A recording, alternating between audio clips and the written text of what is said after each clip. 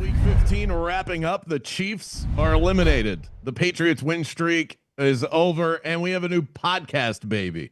Welcome to The Favorites, presented by DraftKings. I'm your host, Brandon Kravitz, joined by my fellow D-Gens, Kendra Middleton.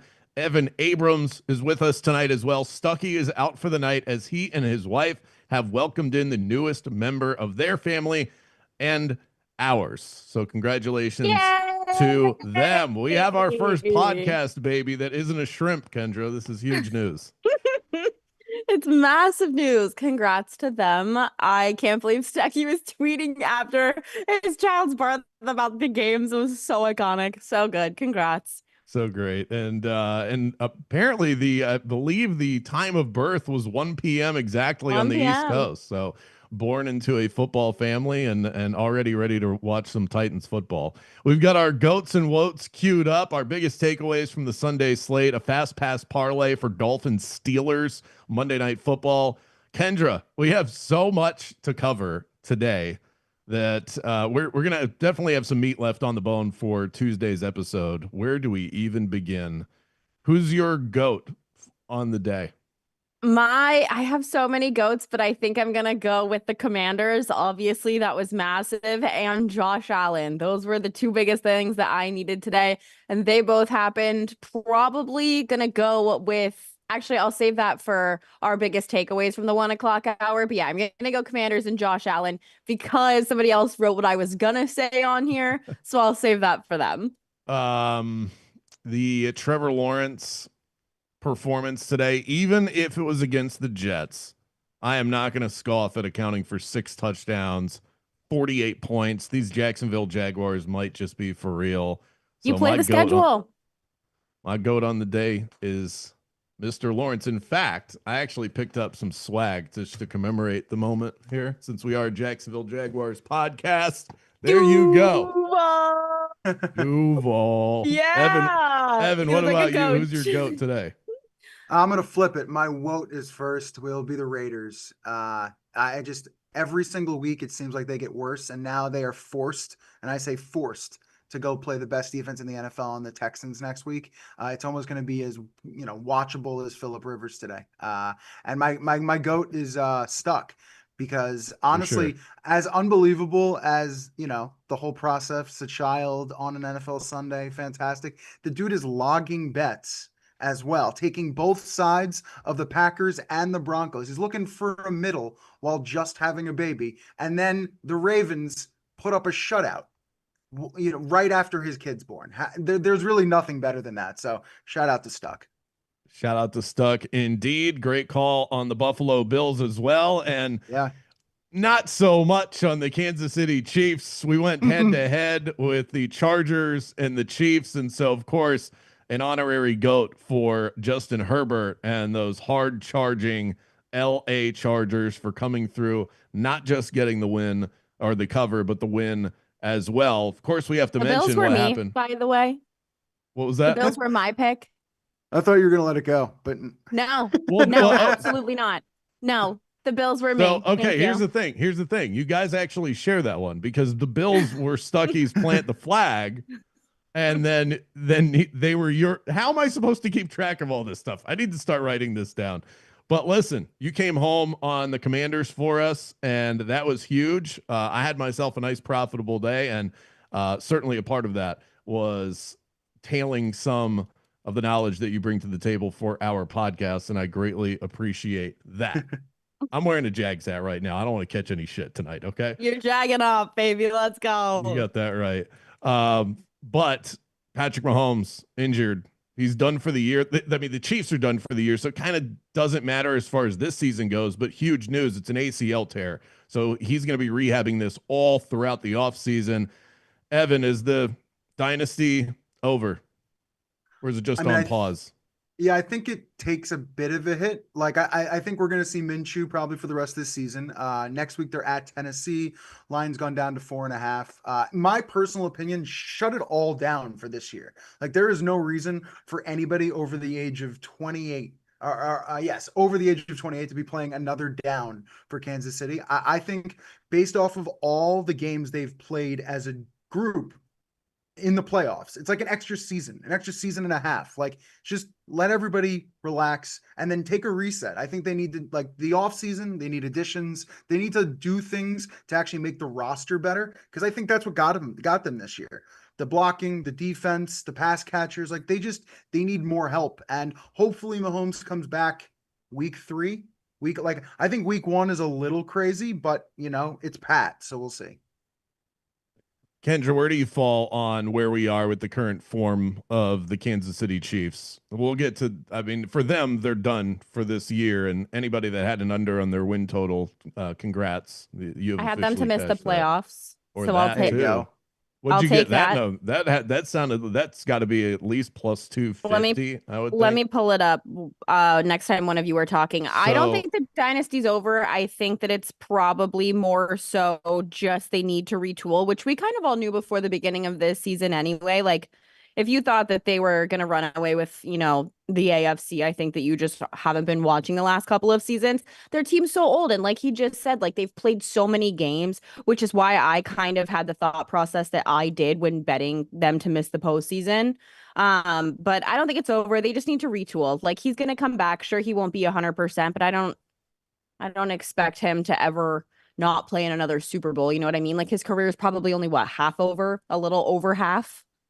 yeah, let's not Yeah. forget Brady had bagged a couple of Super Bowls before he tore his ACL, and he still cranked out a few more after that. So they definitely have a lot of work to do, and they will get busy in the offseason because, as Evan mentioned, it's every piece of that team. I think going to the Super Bowl last year, off of all of those one possession wins, I think it masked a lot of their problems, and they didn't really go hard into the offseason trying to fix those because they go, well, why would we? We made it to the Super Bowl, and I think that sort of deodorized a lot of the problems that they had. Not the only injury today, by the way. Micah Parsons also torn ACL. At least that's what it looked like. Do we get the official word on that? I don't want to speculate, but to me, it looked like a torn ACL. The way that his knee bent sideways and was helped off I the think that locker was an room. Evan question. I believe Mike Florio had reported that Yeah. this was Yeah. an ACL. I mean, that's what it looked like. I'm not a We're gonna doctor, assume but that like we've seen. yeah, we're gonna assume that right now. Ian Rappaport's also saying that it is believed that he has suffered a torn ACL. Rarely do you see the fear a torn ACL, and then the next report is like, just kidding. It's actually just something else. So it looks like he's done for the year as well. As somebody that has Packers futures, Evan, what does that do for your confidence on this team moving forward? And by the way, they just lost to the Broncos. The Broncos, at what point are we going to buy into this team? They're obviously real at this point. Yeah. Okay. So starting with the Packers, I liked them before they got Micah. So I think I need to take a step back and, obviously a deflating day for people who believe in the team and have those tickets. I mean, though, if it was just Christian Watson, I probably could have handled that given the depth at target and wide receiver, even without Kraft as well. But the fact that you've got the Watson injury and the Parsons and the loss, hard not to be dejected. But I will say this, Lions lost. Bears won, but we have that matchup next week, Saturday. A little short rest, which kind of sucks. But I'm going to try to stay positive. Like, Green Bay either way should make the playoffs. So there at least is going to be a shot there, but their luck this year has just been absolutely crappy. So hard to stay away from that one. One of my votes today is the Seattle Seahawks. And I know they pulled out a win by the skin of their teeth. The fact that they struggled with Phillip Rivers as much as they did today, who could not move a lick. The easiest bet I cashed all day was under half a rushing yard for Phillip Rivers. This guy was immobile. And their entire game plan was so predictable. It was short, easy passes for Rivers, hand the ball off to Jonathan Taylor. To me, this is a big hit in my confidence of the Seattle Seahawks. Kendra, how do you read this whole situation? Or do you just want to give Phillip Rivers, the 44-year-old grandpa, his flowers today? I didn't want to keep scrolling, but one of the things that did pop up for me is the under 10.5 win total for the Chiefs was plus 150. So that did cash. I will go through the rest of my bets later and find that for our show on Tuesday. As far as the Phillip Rivers thing goes, I also lost confidence in Seattle today because I had their defense for an anytime score because I thought that they would pick the old man off and they didn't. And considering the inconsistencies that Sam Darnold has been having, the fact that they couldn't capitalize on playing a 44-year-old grandfather, how does that not take a dip? How does your confidence in them not take a dip? And the other thing is, like, I low key am in the camp that he should go into the Hall of Fame just for the performance he had today. Was it boring? Yes. If it was not a 44-year-old man, would I be sitting here being like, whoa, that was awesome? Absolutely fucking not. But that man has been on his couch for almost 5 years and came out and almost beat debatably a top 2 defense in the NFL this season. Like that's insane. Yeah, that was everything I wanted from the Mike Tyson fight and didn't get was what we got from Rivers. It's a legitimate fight out there. I mean, the Colts very well could have won that game. So insane. I mean, he had a game-winning drive. Basically, Yeah, I mean, it did set up a 60-yarder, so I don't exactly want to give him the full credit. Maybe I would give give me 10, 15 more yards, but he got him in position. He did everything he had to do. So I wonder what those numbers were like. I know that the number closed at what, 13 and a half, 14, but I didn't I look got at bet what down a little bit. I didn't know what the pricing wound up being on it. I'm curious to go back and look at this point because holy crap. I mean, he finished with 120 passing yards, so definitely went under that. Threw the touchdown pass, which was nice. But it was a lot of runs. It was conservative to say the least. But he can sling it, and I think he gave him a better chance. I think the defense also played a lot better. I think they just felt more motivated as a team to have him back there versus, say, Riley Leonard. So I think anything, the team played better because he was out there, but I think he was mildly mediocre would be probably what I would say. So we have some other takeaways to get to. I want to stick on the biggest game of the 1 o'clock slate, and that was the Bills and the Patriots. And it looked like it was going to be all New England, 21-0, and then Buffalo comes barreling back. And it is as if people don't watch this league every single week. I saw the tweets firing out way too early. I would like to read you guys some of these. Please, yes. From various celebrities, including one that's on this podcast. Let's start with somebody by the name of Will Compton. He said the Patriots' weak schedule haters are sick watching this ass beating against the Buffalo Bills. What about Pat McAfee, one of the biggest media stars out there today? Belt to ass in Foxborough. The Patriots are a problem. Several M's. Emmanuel Acho, often outspoken, says this is a statement by the Patriots. Also, the Bills' defense, way too slow. How about our very own Kendra Middleton? The Patriots are going to win the Super Bowl, aren't they? And then here come the Buffalo Bills. Kendra, what do you have to say for yourself? Crow. What is this? You know better. No, okay. First of all, I bet on the Bills. Second of all, I went on not only our morning show, our night show, and my morning show on the weekends, backing the Bills. I was so ready to eat crow, but everyone can suck me at work this week. Call into my show, 617-779-0985. I'll be there so much this week. Call me. The amount of crap people were saying in my DMs. Oh, I can't wait to go to work this week. I can't wait. I can't wait to listen to the callers. And this is why I'm surprised that you gave up on it as quickly as you did. I was ready to eat crow. I'm not even kidding. Evan, I was so ready. This happens. It happens every night in the NBA. This happens every week in the NFL. People need to get off of Twitter before the deep depths of the fourth quarter. That's my new rule. They've been kicking my ass all season long. Like, I was ready for it. I literally, you know what? They've been kicking my ass all season long, but you know what I'll have forever? My bet on Vegas, the first game, and the freaking Buffalo Bills this week. I will take the L's for those 2 dubs. I think all I would have asked was that they maybe waited 5 minutes into the third quarter to at least fire off the first tweet. because Buffalo scored 4 touchdowns in their first 4 drives in the second half.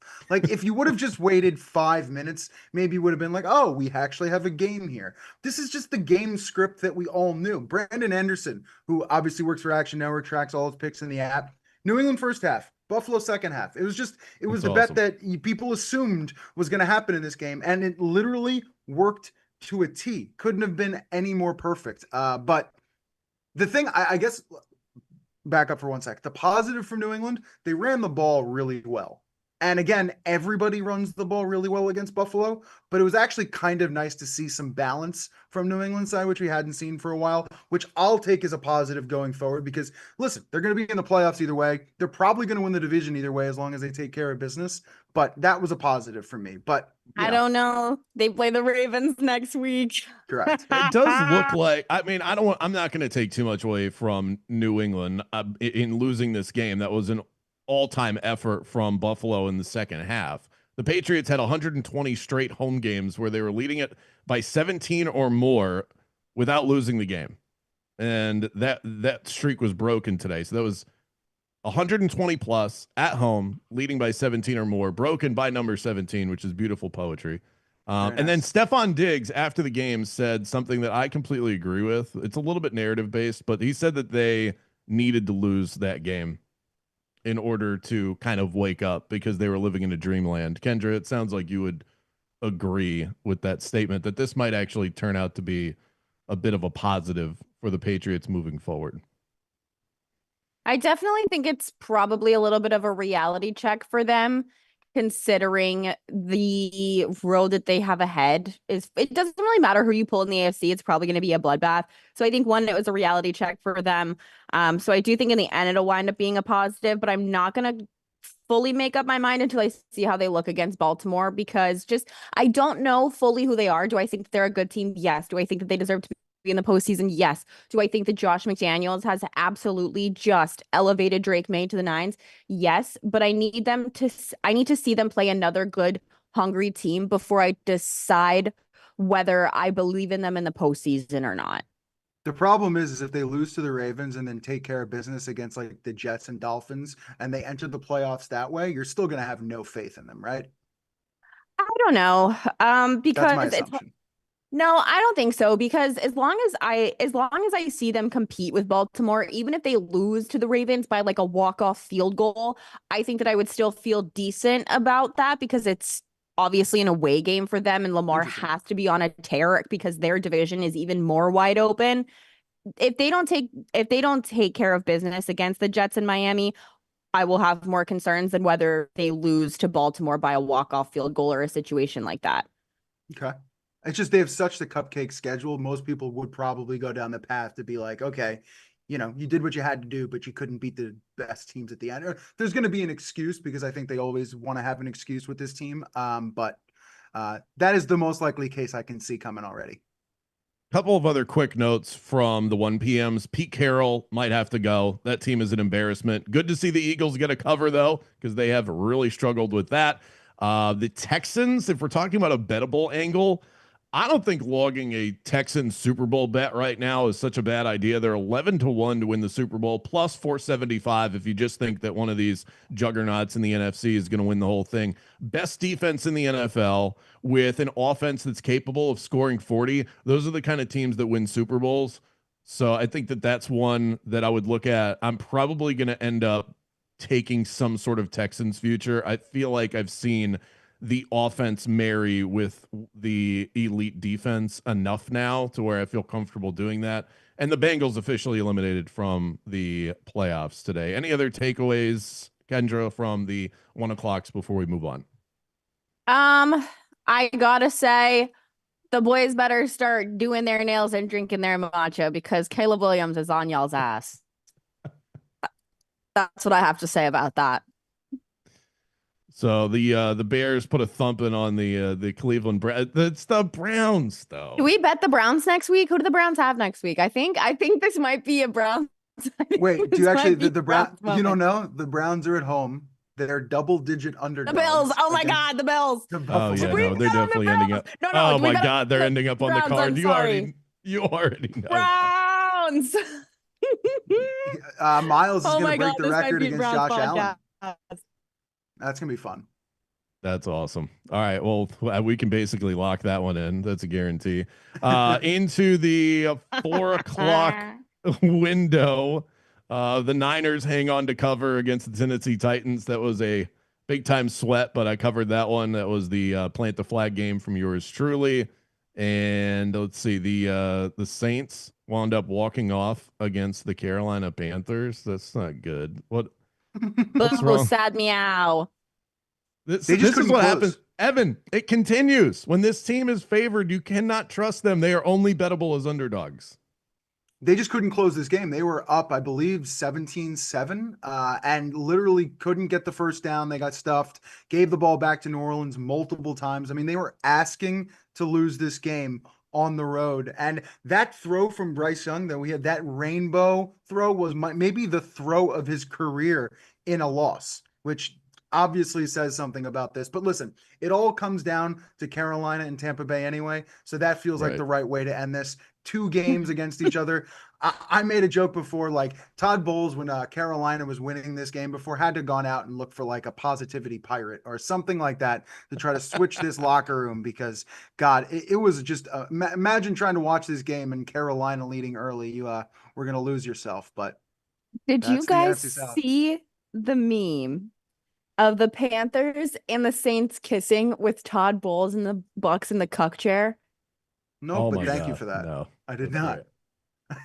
It was so good. I know I liked it. I'll have to find it and send it in our Slack because I thought it was so funny. It is very on brand for the NFC South. The 2 top teams in the NFC South to lose this week, the exact same week, to the bottom teams in the NFC South. So that was one of the other ones. Already talked about the Seahawks and the Colts. The Seahawks struggling to put an old man Phillip Rivers away.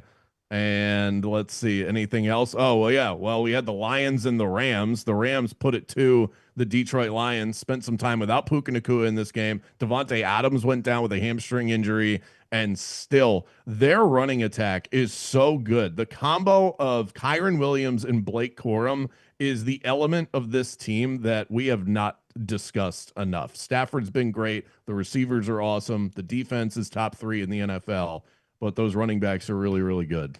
You did say one I'm key a word there. buyer, of course. You said one key word. You said receivers are good. I'm expecting at least Devontae not to be there on Thursday night. Right. So Same. right, yeah. So I mean, we'll see about that. And Puka got hurt, but it was just cramps. He'll be He fine. came It looks back like. into the game. Yeah. Rams right now laying 1.5 in Seattle. It looks like the current line on Thursday Night Football. And honestly, the way the NFL works and how bad Seattle looked today, Seattle's probably a decent bet. But we'll see what happens. The Browns. Yeah, yeah, for there sure. you go. And then one other thought, we had the Packers and the Broncos. The Broncos just continue to not be the sharp side going into these games, and then they win, they cover. This is a very difficult team to figure out. Bo Nix throws a very catchable football. Was one of my big takeaways from this game, but NFL totals have to be the toughest market to read. I wanted an under in this game. I didn't wind up taking it. I'm so glad that I didn't. You have 2 top defenses in the NFL, 2 teams that like to kind of grind it out in terms of their pace, playoff-like atmosphere, cold weather, the unders taking money the whole week, and then the over smashes. This is why me and NFL totals, it's like oil and water. So I'm glad that I was able to stay away, because that was one I was eyeing the entire week. The Broncos still don't scare me in the postseason though. Like if I'm like an NFL team, it doesn't really matter if it's a home or away game. Like they don't scare me. Does they scare anybody I will else? Are say you this. intimidated by them? Intimidated, no, but they that's one of those teams that might just find their way into the Super Bowl when it's all said and done. Imagine Bo Nix Super Bowl champion. I I would can literally kind of, vomit. I guess. Evan, Today any thoughts on either of those? I was going to say, today did give you guys back your Christmas night since Denver's in Kansas City. So you probably don't need to watch that one as closely as you might have, because a KC win today, they would have beaten Tennessee, and things probably would have mattered for them in that game, but not so much anymore. I don't know. I mean, Denver's defense is so freaking good week to week, and even with the points put up by Green Bay today, like it's not like exactly what Denver's defense is, the pressure they have, the secondary they have, like week to week, it's a dominant piece. And when you see Sutton and Franklin and Mims, like everything starts to roll, they're going to be very tough to beat. So it's hard not to believe in Denver. My long shot Super Bowl pick I put on pods in the preseason was Denver and Philly, and I don't know how I backed into that one. Wow. And that is kind of live right now. Yeah, kind of. We are going to Philly. we're going to skip a Sunday Night Football breakdown because we already have the Vikings. That was one of the legs of our parlay. Of course, the parlay that snapped because of the Browns plus 7.5 wasn't even close. But my nomination was the Minnesota Vikings plus 5. We got it in the parlay at plus 6.5 because we bought an extra point. So that'll be our play as a show for tonight. Before we get to Monday Night Football, I'm going to toss it to Kendra for a word about DraftKings. The Favorites podcast has teamed up with DraftKings Sportsbook, where new customers can bet $5 and get $200 back in bonus bets if your bet wins. Stay in on the action and use your bonus bets on DraftKings same game parlays for a shot at even bigger payout. To get started, use promo code FAVORITES when signing up with DraftKings. Again, use code FAVORITES when signing up and bet $5 to get $200 back in bonus bets if your bet wins. The crown is yours. To our DraftKings Monday Night Football Fast Pass parlay before we settle in for Cowboys Vikings tonight. We're talking Dolphins, Steelers. Steelers -3 at home, total sitting at 42.5. My nomination is going to be for a backup running back for the Miami Dolphins. I'm going Jalen Wright over 17.5 rushing yards. Achane has been on the injury report all week. He is going to play, it looks like, but he's dealing with a rib injury that could pop up at any time. And I think they're going to give the Steelers a nice steady dose of the ground game either way. No chance they put this game into Tua's hands. It's going to be 19 degrees. 24 carries for Jalen Wright last week. He's clearly taken over the backup role, and the Dolphins are tied for the most rush attempts per game in the NFL over the last 4 weeks. So I'm going to go over 17.5. I can be talked into an anytime touchdown for him, which is 3-1, but I'm going to nominate for the parlay over 17.5 rushing yards for the backup running back. Kendra, off to you.